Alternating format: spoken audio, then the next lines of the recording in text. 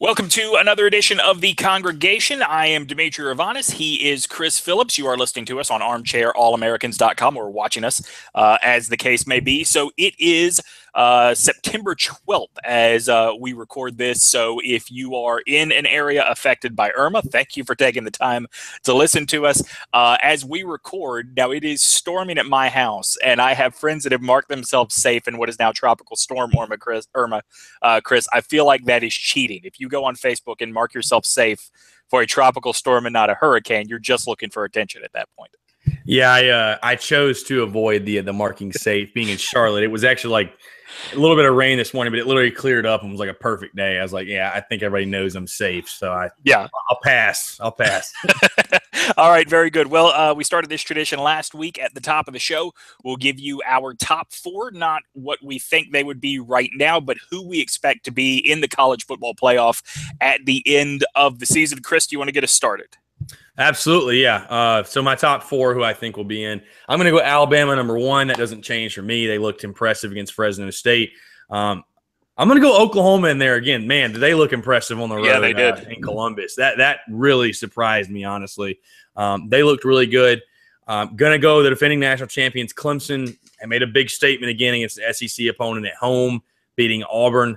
And then for my fourth team, I debated a little bit. I'm going to have to go right now with Southern Cal. Mm-hmm. I know it's kind of a boring top four because that's actually what the AP sits at right now. But beating Stanford the way they did it, I definitely thought that would be a lot closer scoring game.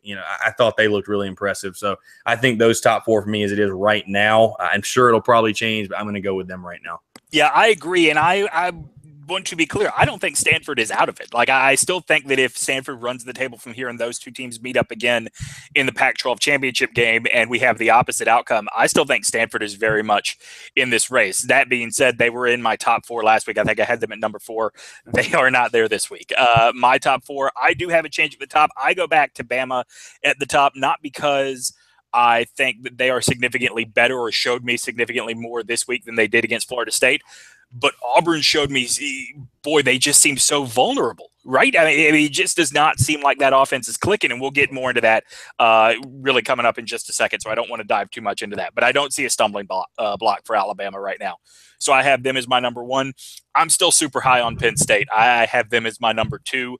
I did think it was interesting how much James Franklin wanted you to know they did not care about beating Pitt. It's sort of like my parents have been divorced now for 17 years, and my mom will tell you, even if you don't ask, that she is over my dad. That's what I thought of as I was watching James Franklin's press conference. I'm right there with you on Oklahoma. I've got them number 3, and I do think that they are.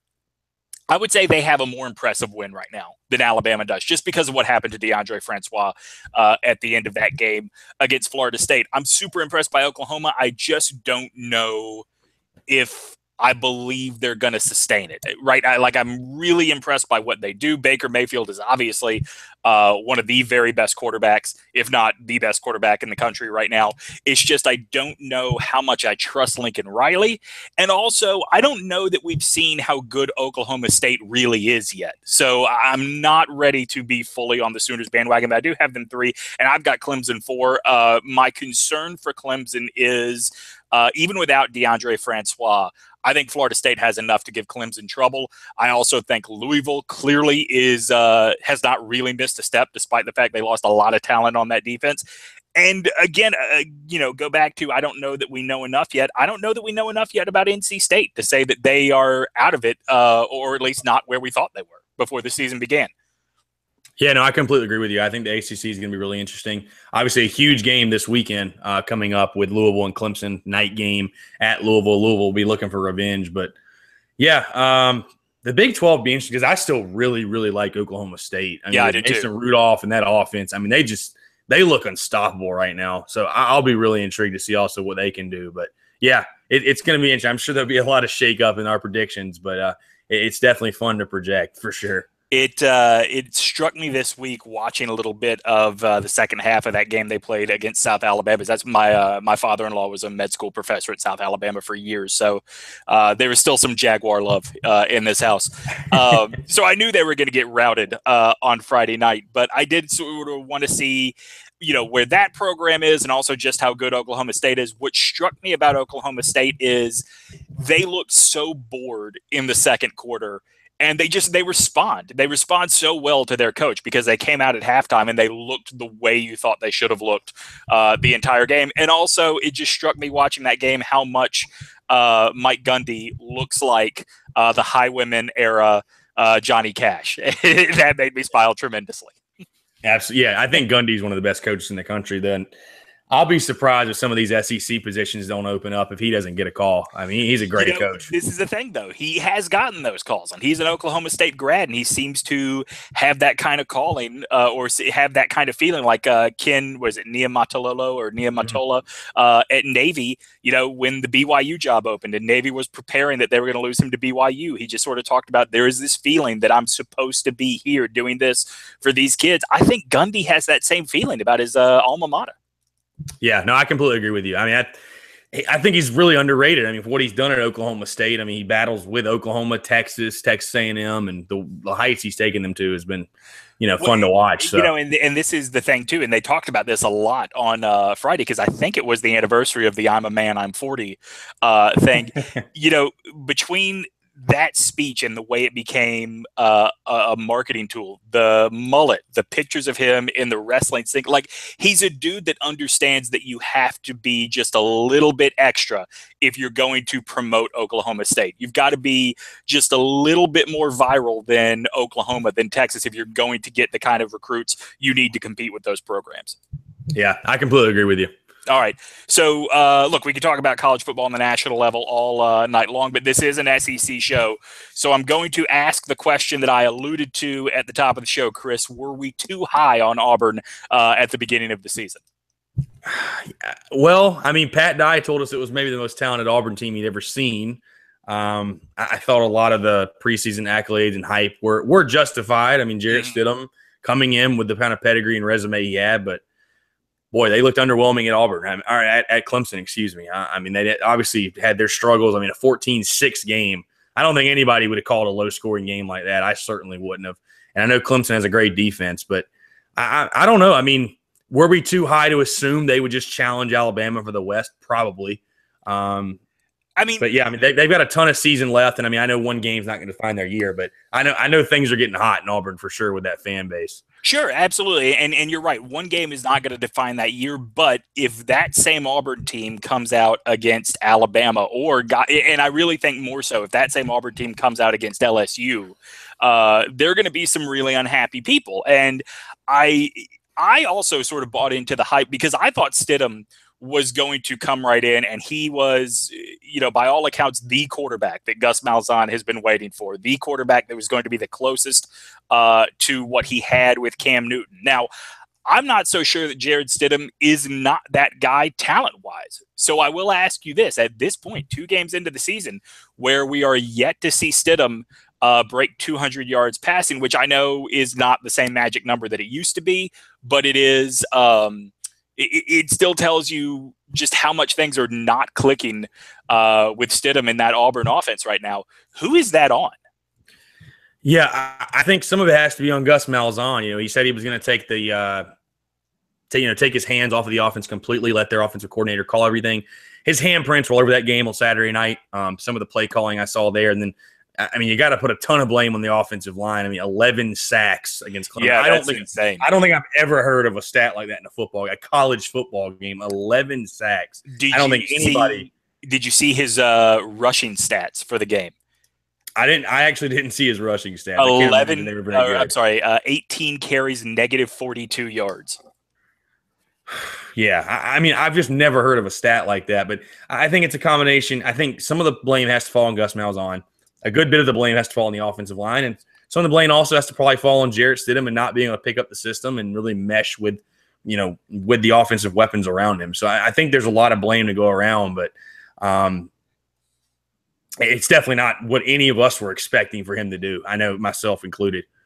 Yeah, I would agree with you. I would say that maybe a little more of this in my mind is on Malzahn than it is in your mind, just because I think he realizes what he lost in Rhett Lashley, who was the offensive coordinator for him for 4 years. And I mean, it tells you a lot about how frustrated Lashley was and what that relationship must have been like, that he left Auburn knowing Jarrett Stidham was coming in, but he left Auburn for UConn. Of all places, that's not. There's no real way you can slice that to make that look like an upgrade in terms of where you are as an offensive coordinator. I don't know anything about Chip Lindsey to know whether or not he just doesn't have the kind of presence in the locker room that he needs to. But I do wonder if Malzahn. Okay, so I'll put it this way. There was a great article. I don't know if you read that Bleacher Report article about Lane Kiffin and sort of what he learned about himself in his time at Alabama and what he's going to do different at Florida Atlantic than he did in his other head coaching stops. Did you see that article at all? I actually didn't catch that article. Okay. Well, it's really good. I would suggest everybody go back and read it. But one of the things he talked about is it wasn't until he had to go back and become an offensive coordinator again that it kind of dawned on him. A head coach doesn't need to be concerning himself with play calling. That's a waste of his time and his employer's resources at that point. I think Gus Malzahn may have learned that a little bit too late, not to have a winning program ever again at Auburn, but I think the offensive coordinator that could have maximized the talent, the kind of talent that comes to play for Gus Malzahn, left for UConn. I really think that's part of what we're seeing right now. I also want to go back to something you said about Clemson's defense. Brent Venables, I don't think, gets the credit he deserves for 3 years in a row now. He has lost everything and has rebuilt it right back. And we're only 2 games into the season. We certainly have not seen Clemson's defense against a guy like Lamar Jackson, but I don't think anybody expected, like you said, 11 sacks. And more than that, there were times some of those sacks were not a result of pass rush. They were coverage sacks. They were a result of the secondary not giving Stidham any options out there. Yeah, and it's definitely just an attest to the job that Dabo Swinney and his staff have done recruiting to get those players and kind of, replug and reload. And they're kind of getting to the level that Alabama's on where, right. It doesn't really matter. It doesn't really matter the name on the back. It's the, the Paul on the front. It's telling you Clemson's got a, great defense. But yeah, Dexter Lawrence is a real player on Clemson's defensive line. But I agree with you. It's tough for a guy like Gus Malzahn to take his hands off the offense because that's kind of what he's made his money doing his entire life. And, it sort of reminds me like a Steve Spurrier. Like I don't think I could ever imagine Steve Spurrier giving up like play calling duties. And I'm definitely not trying to compare Malzahn to Spurrier, but yeah, I mean, like you said, he might have realized a little bit too late. And, in college, it really is more so as a head coach. You're more of like like a general manager, if you will, or like a CEO, kind of overseeing the people under you and kind of managing a bunch of different personalities. But, yeah, I mean, if it continues, and I know we're going to talk about it, but things are going to get kind of hot for Gus really quickly. So well, yeah, and so we'll talk about that because, and granted, I will admit my biases. Graduated from Alabama is the only Alabama and the Boston Celtics are the only 2 biases I have that I sometimes have trouble getting over. But I think it's pretty clear and becomes more and more clear each year, despite the fact that he went to a national championship game as a head coach. The legend of Gus Malzahn was largely built on the fact that the best quarterback we've ever seen in college football played for. I mean, is that fair to say? I think it's fair. Yeah. I mean, it's a tough rap for him, but it's kind of the card you're dealt. I mean, yeah, you got to the national title game, but now you kind of, see what happens now. Yeah, I'm really surprised. I really thought when Gus first came in, I thought he was going to be really great at Auburn. His offense looked fun. It looked fast. They could run, they could throw, they do it all. But, yeah, I mean, it's about players, not so much play calling, it can be, but about players. And I'm not sure. I mean, it just seems like it's the same story over again with this Jarrett Stidham thing, just kind of having the savior at quarterback and, just really not meeting expectations. Like I said, I know it's 2 games. They played one of the best defenses in the country at their place. Mm-hmm. There's no shame in losing there. But, I mean, you didn't look good against Georgia Southern either. So, I mean, they got a lot of questions to answer moving forward for sure. Look, I mean, that's the thing, right? Is that, and that's why I say the legend of Gus Malzahn was largely built on having the best quarterback in the history of college football. Let's not forget, dude, 2013, he goes to the national championship game, not because of anybody's talent.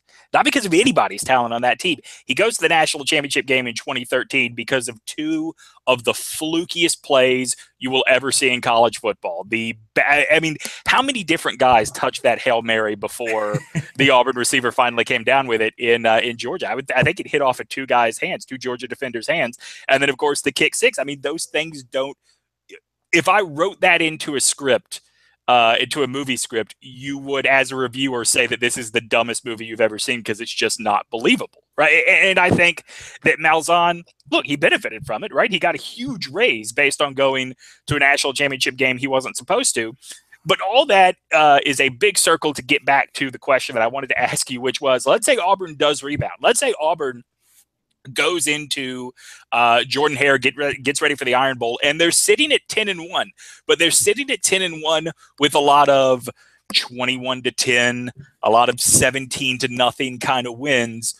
What happens to Malzahn at that point? Or what, maybe the better question is, what happens to the Auburn program at that point? What is the outlook then? I think there's going to be a lot of skepticism on Gus Malzahn. I don't know if he'll lose his job, especially being 10-1. I mean, you got to assume that game will be to go to Atlanta. I do know this, though. There's only so many times you can lose to Alabama before Auburn fans are like, hey, it's time to make a change. And it's like this guy was brought in to be kind of this offensive guru and offensive savior. And if he's not going to give you that and he's not going to beat Alabama, I don't know the motivation to necessarily keep him around. Mm-hmm. I mean, you know, it'd be kind of crazy to fire a coach with a 10-2 record, but like you said, not all 10-2s are made the same. So I really honestly believe that if their offense doesn't improve to that point, that I don't think they'll be 10-1. But for the sake of the argument, it's going to be a ton of skepticism around Malzahn, his abilities to call this offense. And like I said, the entire preseason he talked about kind of giving over the reins to his offensive coordinator, being less involved, and you know, if he continues to keep his hands on it and just, you know, basically blatantly lied in the preseason about that, you know, it's going to be tough for him to explain going forward. And like I said, I don't know that, you know, just losing to Alabama will be enough to get him out of there. But I think there's a lot of pressure on him for sure. So it's going to be a lot of perception change about Malzahn if that happens. Yeah, I agree with you. I mean, I would say this, if they rebound, if they, you know, win enough games that they are in the conversation for a New Year's Six Bowl going into the Iron Bowl, but don't do it with impressive offensive numbers, Malzahn will be safe. Chip Lindsey, on the other hand, will be out, and I don't know how much control Malzahn is going to get in terms of picking his next offensive coordinator. That would be my concern for Gus going forward. All right, why would you want to go in there? Yeah, I'd agree with you. Why would you want to go in there? Why would you want to be with that mess? Look, this is probably a little bit of Alabama fan bias. I would not be surprised if a certain coach named Bryles ends up on that staff if things turn out bad. Now, I'm not talking about Art. I'm talking about Kendall, who I think is okay. I was about to say, wow. All right, so let's talk about another change this week. Look, there is no getting around it. I think I owe you a little bit of an apology, not because I thought South Carolina was going to lose. I did not think they were capable of looking as good as they did against Missouri. But the topic here, the question to bring up, is not about South Carolina. It is about just how inept Mizzou has looked on on defense rather. These first 2 weeks of the season, DeMonte Cross is out as the defensive coordinator. How much can a change at defensive coordinator actually do for that team? Simply put, nothing. Listen, I don't think they have the athletes, and it has nothing to do with DeMonte Cross and, you know, maybe a little bit of his side on the recruiting side. But it's all recruiting for them. I mean, they're just not getting the type of athletes that they've had on the defensive line mainly. And they have Terry Beckner Jr., who looked really good, I thought, Saturday in South Carolina, but they just don't have the players. I mean, there's a lot of stuff going on, too, in Missouri with and things surrounding them. And I think it's really, really hard to recruit there. I mean, they're kind of like the odd man out in the SEC. Sure. Doesn't really still seem like they still don't really fit in. So I think the problems are more so related to their recruiting efforts and just the players they have. And I mean, I was I was really surprised to see. I was really shocked to see that, honestly. I mean, after week 2 to can a defensive coordinator, just it seems like a strange move to me. No, I agree. I mean, and everything you're talking about is absolutely right about the kind of uphill climb, let's say, for the University of Missouri right now, because the echoes of the I don't know if racial scandal or student protest, football team protest. I mean, they're still very much there. There's no way that an SEC football team says we are not going to play next week because we do not feel like the administration of this school feels or cares about black students. There's no way an SEC football team says that, and it doesn't affect everything about the school, whether it's recruiting athletes or non-athletes, for a long, long time, right? The other part of that is, look, Gary Pinkel is like a once-in-a-lifetime kind of coach for that kind of school, right? For that kind of school to not only have them competitive in the Big 12, when the Big 12 was still, it was still impressive to be competitive in, but also, like, did you ever think in a million years that it would be Mizzou getting to an SEC championship game before Texas A&M when those two teams came into the conference? I mean, I think anybody that says yes, I think anybody that says yes is absolutely lying. And boy, did you hit on it. Like, let's talk about the problems that Mizzou is going to have recruiting going forward, as long as they're a part of the SEC, because there aren't enough recruits to keep up in this conference in the Missouri, Illinois, Kansas area, right? They're not going to find enough talent there. They are not even the third choice for great kids coming out of Texas that want to play in the SEC. They're not even the fifth choice for great kids coming out of Louisiana that want to play in the SEC. I just don't know where they are going to draw the kind of talent that gave us that run, that run that we've talked about before of, and I know I'm going to get the order wrong, but Michael Sam, Sheldon Richardson, Coney Ely, Shane Ray. I mean, that kind of run I don't think is ever going to happen again at Mizzou.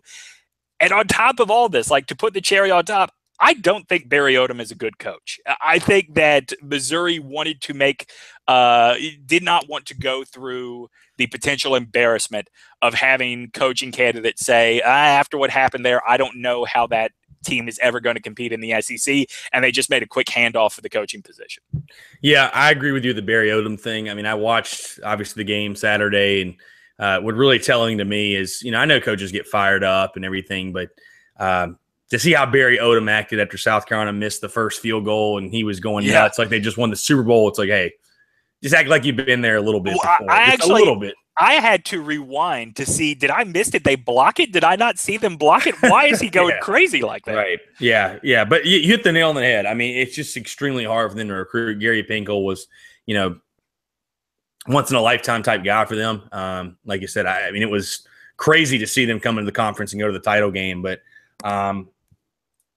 yeah, I think it's going to be hard for them moving forward. I mean, I don't think Barry Odom's like a name that's going to bring any recruits down there. And it's really on the defensive line. I mean, they just don't recruit the same kind of players that even, I was listening to the Columbia radio station last week before the game, preview and everything. They don't even recruit the same type of players that a South Carolina recruits. For example, I think South Carolina, there's a kid that's sort of local, and all due respect to the kid, I'm not even sure what his name is, but basically Missouri has offered him, he's visited. South Carolina hasn't even looked at him, hasn't even offered him anything. And when that's a really telling thing when, a school like South Carolina or Clemson has a kid in their backyard and they haven't even offered the guy. But Missouri, I mean, they're just not even going after the same kind of players. Right. So it tells you a lot. I mean, if in South Carolina is making a lot of strides with their recruiting. Well, Muschamp's a great recruiter, but you can't recruit with South Carolina. You certainly aren't going to be able to recruit with Georgia, Florida, Alabama, LSU, any of those teams. Right. So, it's going to be tough sledding for Missouri moving forward, I think, for the foreseeable future. So let me ask you this about DeMonte Cross, and maybe this is less about DeMonte Cross than it is about that game in particular, the South Carolina game. Is it fair to place so much blame on him when so much of what South Carolina took advantage of were special teams mistakes by Missouri? Well, yeah, that's why I said it doesn't really make sense. I mean, their defense didn't play great by any means, but they started the game off, had them leading 10-0. I mean, South Carolina looked a little bit lost on offense in the first quarter. Obviously, like you mentioned, Deebo Samuel gets the kickoff return again for a touchdown. Yeah. The interception, and then, one play, 25-yard rush on a speed sweep by Deebo Samuel in the short field. So, I mean, yeah, I mean, I honestly, I think holding South Carolina to 31 points with all the opportunities they had, I didn't think Missouri's defense played like a miserable game by any, South Carolina didn't score 70. Right. So that's why I was really shocked about it. I mean, like I said, it just doesn't make sense to me. It really doesn't. Well, the interesting thing to me is going to be to see what happens to that team this week. Like, how much leadership is there on defense to sort of rebound? Because, look, no matter what we think of DeMonte Cross, no matter what we think of the talent on that Missouri roster, those players on defense love DeMonte Cross. They were going out there playing for DeMonte Cross and for Barry Odom too. But I mean, DeMonte Cross was their coach. Barry Odom was everybody's coach. So what is going to happen this week against a team like Purdue? Because I think they are much better offensively, Purdue is, than we're giving them credit for. And the stats don't necessarily bear it out. But I will point to this. David Blau, the quarterback, the junior quarterback who has started about a season and a half now, to this point. He took over as the starter for Purdue, I want to say like maybe 6 games or so into his freshman season.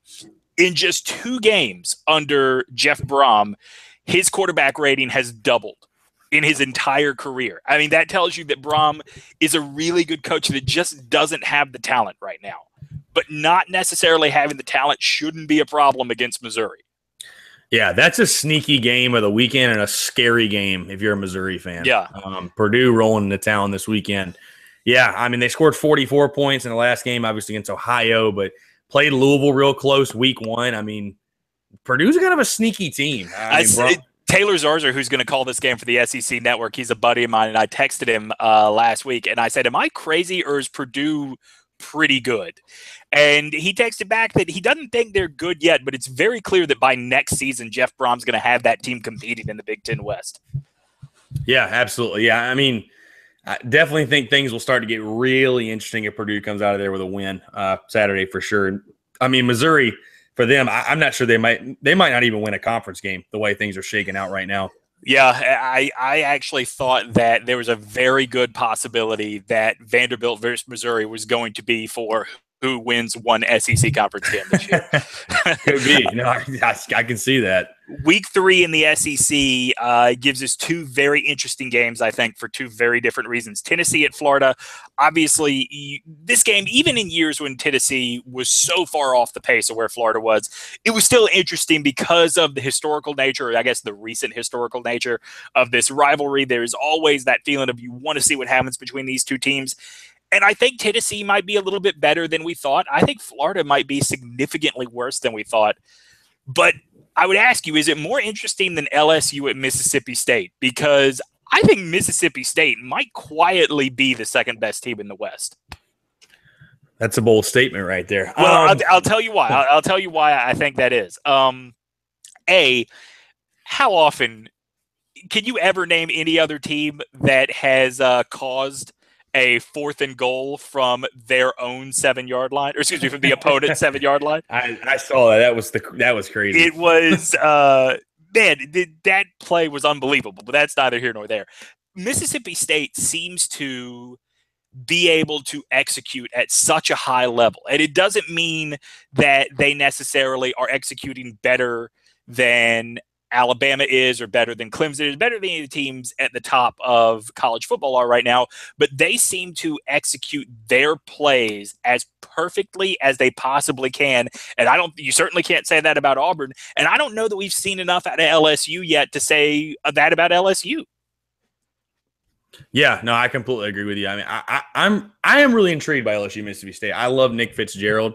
I think what he's done. And it's going to be interesting. I mean, LSU, they played Chattanooga this past week, scored 45 points, but playing a legit SEC defense on the road, what's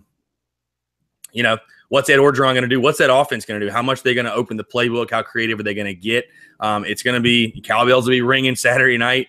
But for me, the most interesting game is going to be Tennessee, Florida. I mean, just the biggest pillow fight in the SEC East. Yeah, I mean – Florida, who knows right now what they can do on offense. They obviously didn't play last week to the Hurricane. Felipe Franks, what's he going to be able to do? I mean, Tennessee's still kind of a question mark with Normandy. It's just, I feel like, obviously I'm a little bit more of an SEC East guy, but sure, it's one of the great rivalries, and we just don't know about either one of those teams really. Like, who's going to try kind of separate out from those two? I don't know. And I think also if Tennessee wins that game, the rumblings of I don't know. You correct me if I'm wrong, but I think the rumblings of Jim McElwain are going to start coming, especially if they look really, really bad on offense. I mean, there's only so long you can ride Will Muschamp's recruits on defense and win games 10-7 or win just ugly ball games. So it's going to be really interesting to see like how that one shakes out too. Yeah, I don't know that McElwain is in danger of getting fired, but I think you're right. I think if he comes out and this Florida team, because look, I'm going to be really honest. You say we don't know what Florida can do on offense. Oh, I think we do. I think we know they can't do much on offense. Yeah. I don't know that he's on the hot seat, but I do think that there is some significant discussion of, is Doug Nussmeier, do we really need him down in Gainesville? Is there someone better that can be in charge of recruiting, of a recruiting strategy than Jim McElwain? There are, I think, such deep-seated problems with McElwain's administration in Florida, and I don't mean that to suggest that he is on the verge of becoming the next Hugh Freeze. I don't mean that at all. I just mean I don't think he is equipped to recruit in the SEC. I know he was Nick Saban's offensive coordinator when he won the first championship at Alabama. I know that McElwain deserves a lot of credit for getting A.J. McCarron to town. But I just don't think this dude can recruit the SEC on the same level that a Saban or even an Ed Orgeron can, or even a Gus Malzahn can. I don't know. I mean, hell, Kirby Smart, I think we need to give credit where credit is due. You can say whatever you want to about what has happened in terms of performance. The last 2 years, nobody has recruited better than Georgia. Absolutely nobody has recruited better than Georgia the last 2 years. And that's a problem for Florida boosters. And it's going to remain a problem for Florida boosters because I don't know how McElwain is going to get enough talent on that team to not fall so far behind Georgia in the next couple of seasons. Yeah, not even recruiting the right talent, but not just getting a quarterback. I mean, right. It's crazy how long it's been since Florida had an average quarterback. Right. Well, see, and that's the thing, too. Like, Florida, I don't even think has the advantages it used to anymore in terms of recruiting geographically. Because I think I think over the last decade, I don't know if Georgia has replaced Florida in terms of number of great recruits, but it's certainly overtaken Florida in terms of number of great recruits as compared to population. Does that make sense? Like, there's a pretty high percentage of kids playing high school football in Georgia that could play Division I high school football just about anywhere. And I think Alabama as a state is catching up. I think Louisiana as a state has very clearly passed Florida at this point. Yeah, I know. I completely agree with you. But yeah, that game, 3:30 Saturday, is going it's an intriguing game. It's crazy. I was just thinking, it's just crazy to think how much perception can change in 2 weeks. Right. I mean, the preseason, we were talking about Florida getting picked to win the East, Tennessee, could they rebound? And, South Carolina was nowhere to be mentioned. And now it's just like, man, the script is definitely flipped. So, yeah, I'm going to be very interested to see if South Carolina can sustain this going forward, because I think they can to a certain degree. I think that South Carolina and Jake Bentley, who I will be honest with you, I've thought is a perfectly good quarterback. I did not buy that Bentley was one of the top 3 quarterbacks in the SEC really until the last couple of weeks. And even still, his stats will never blow you away. It's just there's not a lot of rattle in Jake Bentley. And I started working on this piece for Garnet and Black Attack this week that was basically saying, yes, Jake Bentley is good. Yes, he is a coach's son. He is not good because he's a coach's son. And about halfway through writing it, I kind of realized, what kind of does make him good is he does seem to be able to diagnose what is going on around him quicker than you would expect an 18-year-old to be able to. And that may not be completely because of what his dad does for a living, but you can't say that didn't rub off on him in some way. So about halfway through the article, I realized, this is a load of crap. I need to come up with something different for this week. Yeah, I mean, I think it definitely helps. He's been around football his entire life. I mean, he reminds me, he has the demeanor of a Connor Shaw. He's a guy, I mean, he's a little bit different than Shaw in that, you can definitely tell when he's pumped up and excited. He has a lot of emotion he plays with, but yeah, I mean, all the reports and everything, people that have met him and interviewed him say, hey, it's amazing how mature the kid is. He's just got a good head on his shoulders. And yeah, I mean, that's the thing about it. You talk about Jake Bentley this season. South Carolina's 2-0. I don't think he's played nearly his best game. I mean, I think he's missed a lot of throws. even early in the Missouri game was erratic. Missed Hayden Hurst wide open on a wheel route touchdown. But yeah, he's a solid player. He doesn't turn the football over. I think that's the biggest thing. And he's a real football kid. He's a gym rat. That's how they've described him. All preseason and into the season. So I definitely think there's big things coming for him, and I still expect him to have a great year. So. Let me, before we move on to South Carolina, because I do want to talk about that game this weekend against Kentucky, I do want to circle back real quick to LSU and Mississippi State. I told you that I thought Mississippi State was executing better than just about anyone else in the conference right now. I wonder this. What do we know? What do we really know about LSU to this point? And not because it's hard to get a read on them. I wonder if they've shown us much purposefully so far this year, because BYU certainly, it was clear after that game against Portland State, that was not the team they were when LSU scheduled them, right? That was not nearly the marquee non-conference game LSU was hoping for. And then last week against Chattanooga, LSU didn't look super impressive, but that's because they didn't have to. Yeah. This is going to tell a lot this weekend. I mean, because for them, it's all on the offensive side. I mean, we know they have the talent. We know they have the players. They recruited at a high level, but, what can they do at quarterback? How good is Darius Geis going to look? I'm not going to lie to you. I love Mississippi State in this game. I love them in this game. I do too. I don't know if they'll win it, but I think they've got a great shot to. I'll just say I think they will win it. I think they'll upset LSU. I would love to see that, honestly, because I'm just a fan of I'm a fan of chaos. So yeah, well, look, I do believe that this is setting up for a special season for Mississippi State. And when I say that, I think people need to realize that very much like Vanderbilt, what is a quote unquote special season at Mississippi State is not the same as it is for most of the country, or excuse me, for most of the conference, because Mississippi State is working with such fewer resources that, a 9-win season that includes victories over LSU and Auburn and Alabama, or maybe I should say LSU and Auburn and maybe Alabama. That's a pretty special season for Mississippi State. That doesn't happen very often in Starkville. And between Nick Fitzgerald, between the way that offense is playing, between the fact that there might be a little more talent on that defense than we thought, I think we're looking at that kind of season for the Bulldogs this year. All right, so we set it up. I'll ask you, the South Carolina fan, is there a weirder stat in the SEC right now, or I guess maybe a weirder win streak in the SEC right now than Kentucky's 3-year win streak over South Carolina? Because honest to God, I can't think of one. I cannot think of one. Yeah, it's hard to. I can't think of one either. Like you have some of those like 20, 30-year win streaks of like the Alabamas and the Floridas of the world against the lower tier of the SEC. But some of that is explainable, right? Like Alabama 30-plus years over Vanderbilt is explainable when you consider how high Alabama has been at times in that streak and how low Vanderbilt has been. I feel like South Carolina has never been, in these 3 years, they have never been so much worse than Kentucky that any of these 3 years did not feel like an upset. Yeah, if you take a look at all 3 games, I mean, I think they were all games that South Carolina fans and probably the team came in expecting to win and felt like after the game really felt like they definitely could have won, if not should have won. Mm-hmm. I mean, you go back to 2014 was the crazy game in Lexington. The crazy game in Lexington where there was Dylan Thompson, I think, threw an interception that was tipped up by a defensive lineman, taken into the end zone. A lot of crazy plays, high-scoring game in that one. 2015, Connor Mitch gets hurt. The quarterback, Perry Orth, comes in, tries to save the day.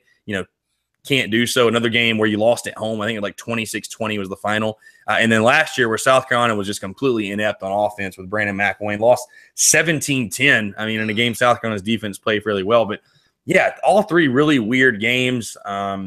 I would argue if you go back to the last time South Carolina won, which was 2013, maybe we should have seen this coming, because Connor Shaw, if you'll remember in that game, had a really good game and could not find the end zone. Like, I think he ended up scoring a touchdown on the ground, but just could not find the end zone through the air. And the thing that I remember clear as day about that game was Kentucky's furious comeback that almost tied the game. So I'm not saying that we should have seen that and expected, 3 years in a row, South Carolina is going to drop these disappointing games to Kentucky. But it is interesting how much that final quarter sort of gave us a preview of what was to come in this series. Yeah, that game was sort of similar to the Vanderbilt game that year as well, where that team got ahead like 28-0 and just let Vandy come back, won the game 35-28. Yeah. I mean, really interesting when you think. I mean, like I said, it's a weird stat, and 3 years in a row. I know South Carolina fans have absolutely dreaded it and never would have thought. I mean, I think that's the big thing. Gamecock fans are looking forward to this Saturday. I can tell you that. It's a night game, Williams-Rice, your first home game. They've deemed it a blackout. But yeah, I mean, it's crazy. I mean, it's to me, it's almost surprising Kentucky hasn't taken more of a leap in the East. Having a 3-year win streak over South Carolina. South Carolina is still right there with them, and might, in my personal opinion, is still ahead of Kentucky. But you got to beat them to prove it. So right. Saturday will be a big step for them doing that. It's a big game for both programs. It always is, but yeah, it's strange nonetheless. So. Yeah, I would agree with you. I mean, and they are ahead of Kentucky everywhere, but in actuality, right? Like all the immeasurable stuff, they are ahead of Kentucky. So it's going to be very interesting. That is the primetime game, right? On SEC 7:30, yeah, 7:30 kickoff. Yeah, it's gonna be an interesting one for sure. All right, so now time for a little bit of weirdness. Do you do college fantasy football? So I didn't even know it existed until this year, and now I'm mad I didn't do it because I think that'd be really fun to do. All right, next year, Armchair All-Americans, we will do not only fantasy college football, we will do specifically fantasy SEC. I would love that. We'll gather the crew and we'll make this happen. But for right now, we'll go back and forth a little snake draft. If this was the lamest fantasy football league in the world of just two dudes, where would you go if I were giving you the number one pick in an SEC fantasy football draft? Where do you go? So this is going off like preseason. We don't know anything, or are we going off of just the 2 weeks? No, you could use these 2 weeks to factor in who you choose. I'll tell you this, just for stats wise, his team might not win a ton of games, but Shea Patterson, wow, yeah, what he threw for like 700 yards. I mean, set the record. Like it's really like 520 yards or something. But I mean, I think he'd be a guy where it's like he's sort of like Drew Brees. His team's not going to win a ton of games, but he's going to get stats because their offense is going to be so good. So I think I'd go with a dark horse because Shea Patterson. All right, so you're going Shea Patterson as your quarterback. I'm going Shea Patterson, yeah. All right. I will let's see. Marking who's off the board here. You know what? You left him on the board. Shame on you. I'll take Darius Geis. I mean, I think that there are guys that have the potential to rack up a lot more touchdowns than Geis. But unfortunately, those guys are Nick Chubb and Bo Scarborough, and they are playing and running back by committee. And Geis, I guess, technically is too. But I think the split at LSU's backfield is like 75% Geis, 25% split amongst three dudes. Right, whereas Alabama and Georgia both seem to have a little bit more of an even split. So I'll take Darius Geis. Oh, by the way, we're just for listeners to be able to follow. We're doing quarterback, 2 running backs, 2 wide receivers, a tight end, defense and special teams, and a kicker. Who actually that might be the toughest thing to pick in this conference right now. Not a lot of good ones, I feel like. All right. Since we're staking, I've got Darius Geis. I will also take. You know what? I know that I'm going to get stats with him everywhere, so I'll take Debo. I'll take Debo Samuel as my next pick. That's a great pick. You actually stole mine there. Yeah, I thought I might head. Yeah. My next pick, I think, you know what? I probably would go probably Christian. Well, actually, you know what? Not just because it's quarterback issues, I wouldn't go there. I was going to say Christian Kirk. I'm going to go Jamon Moore with Missouri. I know that South Carolina just stopped them, but Jamon Moore is definitely Drew Lock's number one target, and they loved it through the football. So I'd probably go Jamon Moore for my wide receiver pick. All right. Who's your next pick? My next pick, it's going to be, is it a tight end or wide receiver? It could be whoever you want it to be. Okay, whoever I want it to be. Why not? I'm going to go Hayden Hurst tight end, actually. I love Hurst at the tight end position. I think he's one of the best, if not the best, in the conference. So I would go with Hayden Hurst. I think he's someone, too, in that offense they want to target a ton. Mm-hmm. So, and I wouldn't be surprised to see him finish first team all SEC at the end of the year. So I'm going to go Hayden Hurst. All right.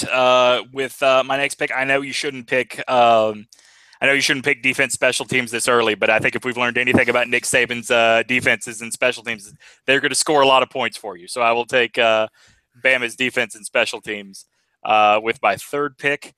And with my fourth pick, you know what? Very similar to you taking Shea Patterson. I mean, Drew Lock is going to put up stats, right? Like his team's not going to win probably any games, but he's going to put up about 600 passing yards every week. So I'll take Drew Lock as my quarterback. I like that. I like that a lot. Okay, so I've got some running backs to go through. Okay. You know what? I know it's running back by committee. I'm going to change it. I'm going to go Cameron Petway from Auburn. I like the versatility with Petway. I know that Auburn's offense is struggling, but he's a guy that should get a ton of touches. Had a great year. Yeah, I agree with you. I like what Petway can do. And then my other running back. Let's see. My other running back. I think I kind of like Benny Snell at Kentucky. He's a pretty solid player. I like Snell a lot. I like that you use the adjective solid to describe him, because there were times last year where it looked like he was just hard to bring down. Like, he wasn't significantly better than other guys on the field. He was just hard to bring down. Yeah, no, absolutely. Yeah. I mean, he's a guy South Carolina had a ton of trouble with last year for sure. So, I like Snell. I like him in that role. All right, running back by committee may be the case, but down by the goal line, Bama's going to keep giving the ball to Bo Scarborough, so that's who I will take with my next pick. And then another wide receiver, or maybe I need to find a tight end here. Jeez, this is so hard because I don't know. Is there a second good tight end? Like, is there another tight end that's even close to Hayden Hurst? Well, Isaac Nada at Georgia. I was about to say, maybe he was actually the first Georgia team preseason, which was a little surprising. I think he's a little more proven, but yeah, Nada's another guy. Yeah, but I'm not super in love with Nada, and I want to say Antonio Callaway would be a great shot at wide receiver because he's the only guy Florida can complete passes to, but that I guess hinges on the fact that you got to trust Florida to complete some passes. Yeah. All right, I'm going to go ahead. I'm going to take Isaac Nada just to. I think there are more decent receivers out there than there are tight ends in this league right now. So I'll take Isaac Nada with my next pick. Nice. And then I'll also go defense, special teams.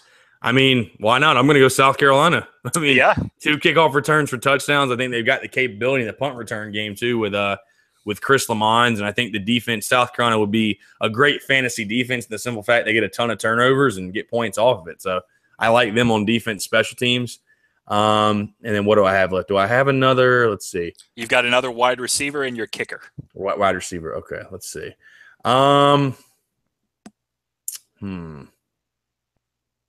For wide receiver, I want to go wide receiver first. I think I'm going to go actually a sleeper, and I'm going to make sure I get his name right. Actually, I'll ask you. The kid at Tennessee that looked really good in the Georgia Tech games, not Jawan Jennings. Number 1. What's his name again? Yeah, I don't know his name. I know exactly who you're talking about, though, because number 1. He would be like my sleeper, like late round. He has quietly looked good in each of the last 2 seasons. Yeah, I would take Jawan Jennings first, but he's hurt. So I would have to go I would have to go with the other guy, but I got his name right here, actually. It's Marquez Callaway. Yeah. Marquez Callaway. Yeah. I would take Marquez Callaway just because Jawan Jennings is hurt. But that's a pretty good pick. I am I'm torn a little bit because I do feel like that you can count on Calvin Ridley to get the bulk of the receiving yards at Alabama, but I think Christian Kirk at Texas A&M might be a smarter pick because A&M is going to throw the ball way more than Alabama does. I mean, if we've learned anything about Brian Dable, it's that he has no intention of throwing the ball at all this season. So I'll go Christian Kirk with my other wide receiver pick. And you know what? I'm just going to go based off preseason all SEC, and I'll take Daniel Carlson out of Auburn as my place kicker. I'm not even sure he's that good because I don't think any kicker in this league is that good. Yeah, I was going to say, I know one guy I wouldn't take, and it's the Arkansas kicker. So I tell you what, not only Arkansas's kicker, I would say Alabama's kicker is probably not a guy you would want to take. And I know that they've only played 1 game, and there's still a lot of reason to believe in Eddie Pinheiro at Florida than not. I think, isn't he like the highest recruited kicker or the most sought after kicker in high school football history? So there's probably more reason to believe in Pinheiro than not. But boy, walked away from that game against Michigan shaking my head about just about everything Florida did. Yeah, it's funny. I was actually going to say I was going to take Pinheiro as my kicker just because I think Florida's offense might not be good enough to get in the end zone. Yeah, so I think made a lot of field goal points that way. So, right, Mr. Irrelevant, Eddie Pinheiro. Why not? All right, sounds good. All right, there you go. There's our first ever SEC fantasy football draft. All right, look, not the best way to end out the show if you were not involved with the draft, but the hell with you. It's late at night. This is what Chris and I wanted to do, so we did it. Damn it! All right, Chris. Anything that we didn't mention that you were on the lookout for in week 3? Like I said, I think Tennessee, Florida is really intriguing. I'm just really glad South Carolina plays late so I can actually watch some of the good games. I missed last week. I missed basically every good one because of the time slot. But South Carolina, Kentucky is an intriguing game, and I mean it's just intriguing what South Carolina has done to this point. It will be rocking. I think this is a game. I know this is a game that the Gamecocks have been looking forward to. Will Muschamp, they can say what they want to the media about there being no revenge factor, but there's a ton of revenge factor. And I mean, it's a blackout, like I said, 7:30 at night. South Carolina's won. Actually, I'll give you a stat. Them and Louisville are the only two teams that went on the road to Power 5 schools and have both started the year 2-0. So really intriguing what they've been able to do away from home. So being able to return home. Is South Carolina Georgia's primary threat in the SEC East? It remains to be seen. I think Florida, Tennessee is going to tell us a lot. And like you said, I think that LSU Mississippi State's a great game. So it's going to be another fun weekend. This has been a very, very interesting season already to this point. So I'm excited. Yeah, I think there is a lot of intrigue at the bottom of the conference this week because Ole Miss at Cal, man, that could be a fun game. That could be a fun game in terms of the amount of points scored. And if you are a Pac-12 after dark kind of guy, 10:30 kickoff, at least to the Eastern time zone, might be a fun one. But let's not lose sight of Texas A&M, Louisiana at Texas A&M, or I guess Louisiana Lafayette at A&M, because if we've learned anything, it's that A&M is not a good team. And it's going to be very interesting to see what happens on Sunday if A&M struggles with a Raging Cajun team that is not as good as they have been the past few years. Yeah, I mean, man, things in Aggie land are rough with the note to Kevin Sumlin and just all the stuff that's happened with them. And I mean, Nicholls State's not good. Let's not get it twisted. So can we talk about this note real quick? Like, what makes this dude that sent this racist letter a bigger a-hole? Is it the language used in the letter, which obviously, of course it is, but let's take that aside for a second. Is it that he used his country club as the return address? Or is it that the dude is in Houston and had nothing better going on right now, nothing more important going on right now, that he didn't have time to write that letter? Yeah, I mean, it's crazy. I was talking with somebody this week, and I was like, some people think, we're these crazy avid football fans, which we are, but there's some people that just take it to a whole nother level, which is not an appropriate level. And it's sad. It's a shame. It's a shame that, I mean, that dude's crazy, obviously. He's got some mental issues. I know they're looking to, like, press charges on him, I think. So he's going to have a couple more rough days coming his way. But, yeah, just a really weird, just not a good look on his part. Not a smart thing to do. I mean, I hate to say this kind of stuff because I hate to give credence to that kind of behavior, but it really is a bad look on the conference as a whole because you and I both live in ACC country, right? Despite the fact that you are just barely over the state line, we do live in ACC country. And I can tell you from having been a part of the sports media, the ACC sports media, there is nothing you can say being from the SEC footprint, being from an SEC school, that will ever have people outside of the footprint take you seriously as a human being or as a sports fan. And the reason is because you have the Harvey Updikes of the world poisoning trees. And to be fair, you also have Auburn fans of the world acting like it's a tragedy. But then you have dudes like this that they, like, whether you realize it or not, especially in A&M's case, because I don't think their fans are used to being in the SEC yet, dude, that hurts the entire conference when you do dumb crap like that. It's just like in the time that you wrote a letter, got the envelope, wrote the address, put it in there, went to the mailbox. At no point did it click that, hey, this may be a bad idea. Right. And in the world of technology, like, you didn't think this would come back at all. Like, come on. Right. And let's also, like, to me, it's just absurd that the dude, you talk about that time walking to his mailbox, he didn't have second thoughts. It never, like, dawned on him walking to his mailbox that this time last week I was swimming to my mailbox. Maybe there are more important things to worry about in life. Yeah. I don't know. It's a crazy thing that happened, but yeah, I mean, it's just add another thing to the list of problems that Kevin Sumlin's dealing with. So, oh man, okay, this is like, I'm ashamed of myself for saying this, but I do wonder if that sort of reaction may have cooled the seat under Kevin Sumlin a little bit. I don't know. I mean, I think like, I think almost he may. I don't want to go conspiracy theory on it, but I don't know how you can overreact now if you're A&M, knowing that that is what overreacted in your fan base looks like. Yeah, I mean, I think Kevin Sumlin personally might just be over it. I don't know. I mean, it'll be interesting. All I know is looking that A&M team is looking a lot less daunting than a lot of people thought they were. Count me amongst them. I thought they were a 10-win team. I honest to God thought they were going to be a 10-win team this year. Now they're just like a mess. Yeah. So, let me ask you this. Okay. All right. We'll wrap up the show here just very quickly. If Sumlin gets fired, when Sumlin gets fired, how high or how shining is his star right now? Do you think if he got fired by A&M, do you think he could get another Power 5 job? Certainly not a top tier one, but do you think he could land somewhere? Let's use Purdue as an example of the type of team.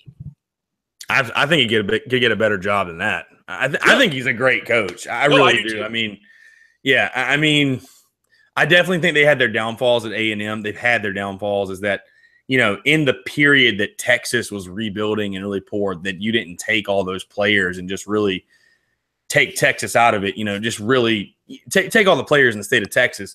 They've definitely had their downfalls. And you could kind of say with the same thing, like Johnny Manziel made you as a coach. Sure.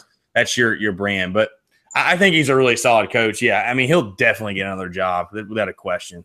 He gets fired at Texas Tech, or excuse me, gets fired at A&M, ends up at Tech. It's a possibility, right? Stay close to home, I guess. I mean, it'd be really, I mean, he can recruit Texas. I mean, why not? Yeah. All right. Well, that's going to do it for us this week.